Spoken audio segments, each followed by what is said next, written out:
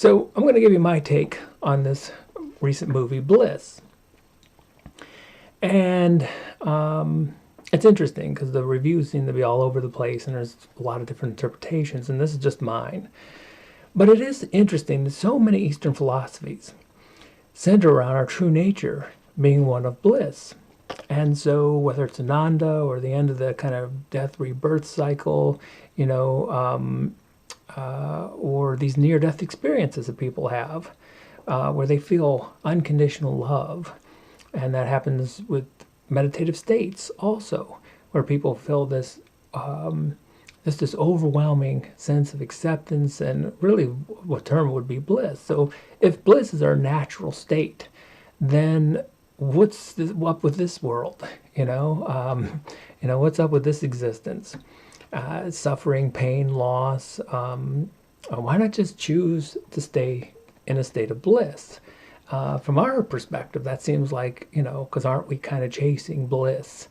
And sometimes meditators get into that kind of seductive thing where that seems like the goal is to chase bliss.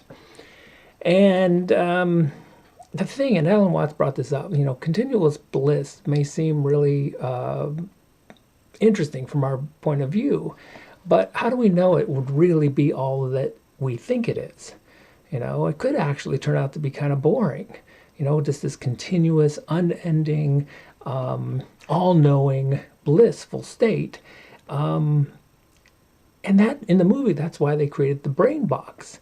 And so the brain box is kind of an interesting idea. The brain box was this way of bringing us out of bliss into this world of suffering and this ordinary reality, so we'd be able to go back into the blissful world and fully appreciate it.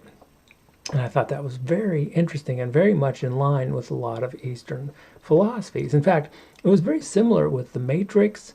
If you remember, the first Matrix was totally blissful, but humans couldn't deal with it. It's like we were addicted to this world of suffering. And same thing with Eden. And so Eden was a perfect, blissful existence, and we chose. It was a choice to eat from the tree of knowledge, and so that was our choice, and we made it, and so we were expelled. And so there's all these hints that maybe our true nature is bliss, but we're not choosing it. And so why? And the main character right at the end gives a really wonderful little speech of exactly why we would choose this world over bliss.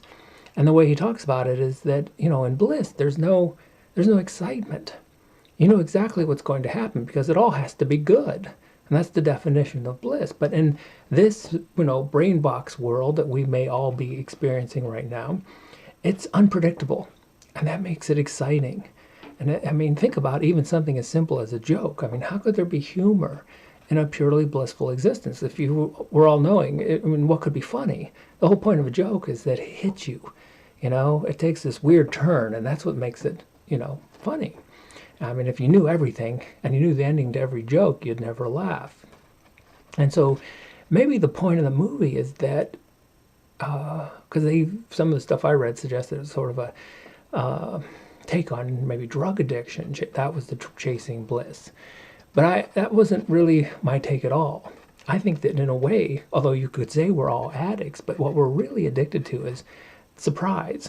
We're addicted to surprise. We're addicted to not knowing what's going to happen. And it's a fascinating thing that, like, right now, I just don't know what's going to happen in the next second, or even really what I'm going to even say. It's kind of it's an exciting world. And maybe that's the addiction, and samsara kind of is the end of that death rebirth cycle. When suddenly this exciting, the addiction to this world with its adventures and excitement, maybe when that gets boring, that's when we sort of get off that unending cycle. Because when this world no longer does it for us.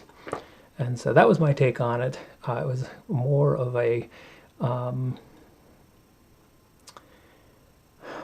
pointer it was very much in line with something, an Alan Watts lecture. And of course, I might be imposing that because that's sort of my take on it. So I'd be interested in your comments if you've seen the movie, and hopefully I haven't given too much away, but always open to other interpretations.